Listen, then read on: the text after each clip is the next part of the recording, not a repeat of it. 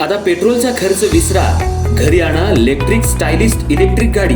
100% भारतीय बनावटीची electrics EV electric गाडी आता उपलब्ध। 5 वर्षांची वॉरंटी, आकर्षक कलर्स आणि स्पोर्ट्स डिझाइन। एकदा चार्ज करा आणि 100 ते 140 किलोमीटर पर्यंत रेंज। अत्याधुनिक सर्व्हिस सुविधा, लोन सुविधा सुद्धा उपलब्ध। आजच भेट द्या साई मोटर्स, किसान चौक, इचलकरंजी। संपर्क 93 73 27 57 52 किंवा 0230 299 77 66। नो पेट्रोल नो टेन्शन, इलेक्ट्रिकचा स्मार्ट पर्याय।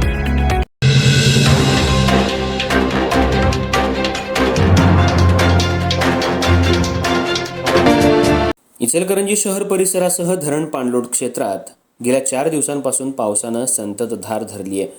त्यामुळे सर्वच नद्यांच्या पाणी पातळीत झपाट्यानं वाढ होत चालली आहे। इचलकरंजी येथील पंचगंगा नदीच्या पाणी पातळीत वेगानं वाढ होत चालली असून यंदा प्रथमच पंचगंगा पात्राबाहेर पडली आहे। सोमवारी दुपारी 2 वाजेपर्यंत पाणी पातळी 57 फूट 6 इंचांवर पोहोचली असून जुन्या पुलालगत पाणी आल्यानं जुना पूल वाहतुकीसाठी बंद करण्यात आला आहे। दरम्यान पाणी पातळीत गतीनं वाढ होत चालली असल्यानं महानगरपालिकेची आपत्कालीन यंत्रणा कार्यान्वित झाली आहे। संपूर्ण जून महिना उसंत घेतलेल्या पावसानं गत 4 दिवसांपासून दमदार हजेरी लावली आहे। अल्पशा विश्रांतीनंतर संततधार धरलेल्या पावसामुळे नद्यांची पाणी पातळी गतीनं वाढत चालली आहे। इचलकरंजी येथील पंचगंगा नदीची इशारा पातळी 68 फुटांवर असून 71 फुटावर धोका पातळी आहे।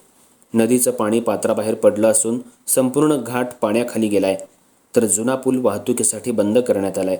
स्मशानभूमीच्या पार्किंगमध्ये पाणी शिरलं असून नदी तीरावरील महादेव मंदिर परिसरात पुराचं पाणी पोहोचलंय। महानगरपालिका प्रशासनानं यांत्रिक बोटीसह आपत्कालीन यंत्रणा सज्ज ठेवली असून नदीकाठच्या नागरिकांना सतर्कतेचा इशारा देण्यात आलाय। दिवसभरात पाणी पातळीत 3.5 फुटांनी वाढ झाल्यानं आज दुपारी पाणी पातळी 57.6 फुटांवर पोहोचली होती।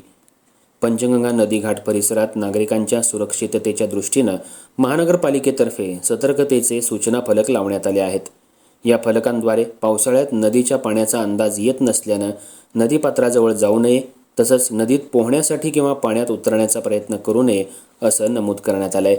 कोणतीही जीवितहानी होऊ नये यासाठी नागरिकांनी प्रशासनाच्या सूचनांचं काटेकोर पालन करावं असं आवाहन आपत्ती व्यवस्थापन विभागाचे प्रमुख संजय कांबळे यांच्याकडून करण्यात आलंय।